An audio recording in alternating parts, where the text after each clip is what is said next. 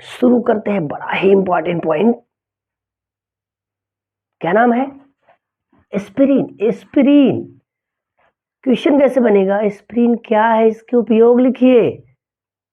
कैसे प्राप्त करोगे एस्पिरिन को?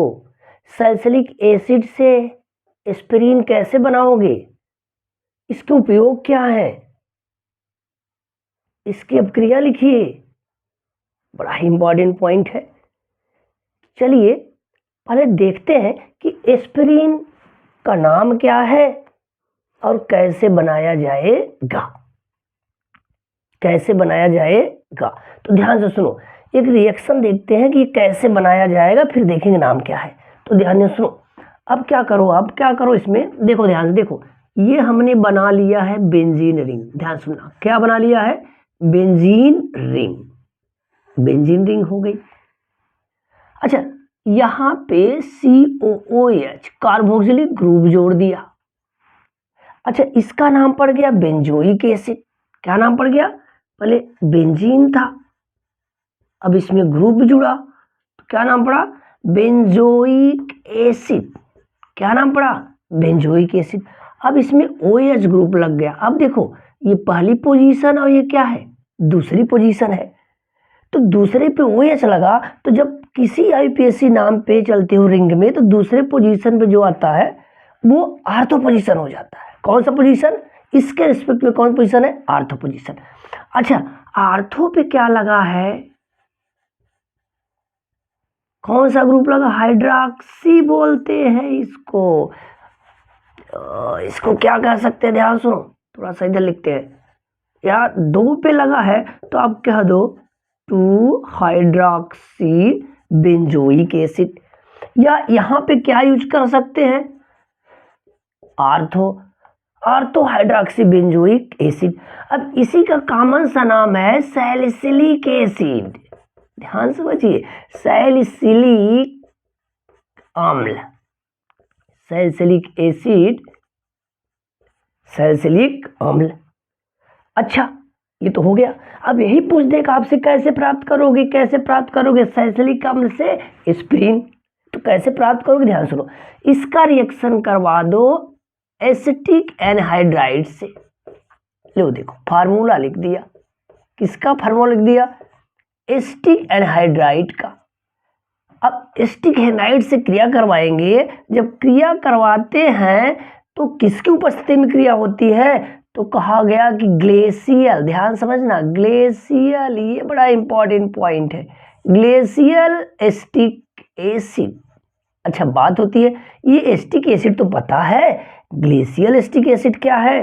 तो कहा गया कि बर्फ की तरह हो जाता है, कुछ बर्फ की तरह दिखने लगता है, जम जाता है, उसी को क्या कहते हैं? Glacial acetic acid. तो क्या बनता है? ध्यान समझना, अब वही बनेगा जिसका नाम लिया।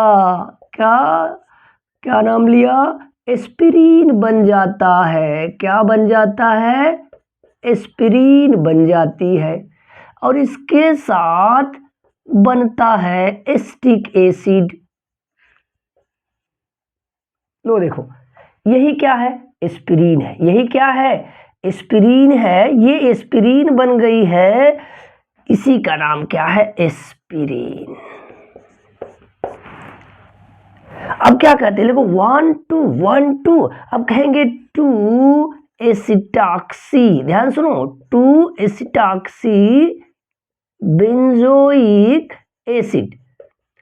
2 एसिटॉक्सी बेंजोइक एसिड को ही क्या कहते हैं? एस्पिरिन। क्या कहते हैं? एस्पिरिन। फिर से देख लो, ये क्या नाम है? Salicylic acid. किससे रिएक्ट कर रहा है? Acetic anhydride. किसकी उपस्थिति में? ग्लेशियल एसिटिक एसिड की उपस्थिति में क्या बना रहा है? एस्पिरिन। IUPAC नाम क्या है? 2 एसिटॉक्सी बेंजोइक एसिड। इसके साथ क्या बनाता है? एसिटिक एसिड भी। ये क्या है? एक दवा है। क्या है? दवा है। कहाँ प्रयोग होगा? कैसे प्रयोग होगा? देखो, उपयोग में चलते हैं। उपयोग में कहा गया कि दर्द निवारक के रूप में। किस रूप में? दर्द निवारक के रूप में। दर्द निवारक को क्या कहते हैं? एनाल्जेसिक। तो कहाँ यूज करेंगे? मांसपेशियों का दर्द हो, सिर दर्द हो, जोड़ों का दर्द हो जाए तब इसका प्रयोग करते हैं। तो जो दर्द निवारक होते हैं उन्हें क्या कहा जाता है? एनाल्जेसिक। दूसरा कहते हैं ज्वरनाशक के रूप में, ज्वरनाशक के रूप में एंटीपायरेटिक, जो ज्वर को कम करे उसे क्या कहते हैं? एंटीपायरेटिक। ज्वर क्या होता है?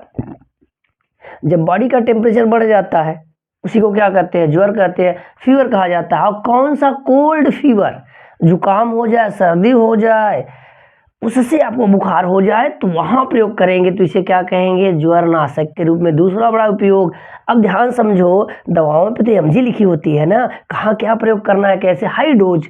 हाई डोज, हाई डोज क्या होता है? हाई डोज जब 325 mg से ज़्यादा वाला हो जाए, 325 mg से ज़्यादा पावर रहे तो उस कहाँ यूज करेंगे? कोल्ड फीवर में। जो सर्दी की वजह से बुखार हो वहाँ यूज करेंगे। लो डोज क्या होता है? 75 से 325 mg। 75 से कितना? 325 mg। तो इसका प्रयोग ब्लड थिनर के रूप में किया जाता है ना। बड़ा इंपॉर्टेंट पॉइंट है ना, ऐसा मैटर नहीं मिलेगा, ध्यान सुनते रहना। जब ये 75 से 325 mg का होगा तो कैसा प्रयोग करेंगे? ये ब्लड थिनर के रूप में। तब ये ब्लड को पतला करता है, हार्ट अटैक आ जाए वहाँ यूज करेंगे, स्ट्रोक आ जाएगा, बीपी हाई बीपी है वहां प्रयोग करते हैं। इसका प्रयोग कैसे होगा? ब्लड थिनर के रूप में। अब ध्यान से सुनो, साइड इफेक्ट हो जाता है इसका। इसका क्या हो जाएगा?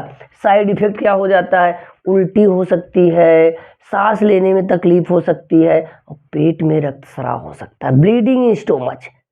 तो इसका हार्मफुल भी कंडीशन है, लेकिन याद रखिए उपयोग कहाँ है? दर्द निवारक के रूप में, ज्वरनाशक के रूप में, ब्लड थिनर के रूप में, है ना। बड़ा इंपॉर्टेंट। ऐसे ही इंपॉर्टेंट पॉइंट पाने के लिए चैनल को जरूर सब्सक्राइब करिए, शेयर करिए, है ना खतरनाक पॉइंट। धन्यवाद।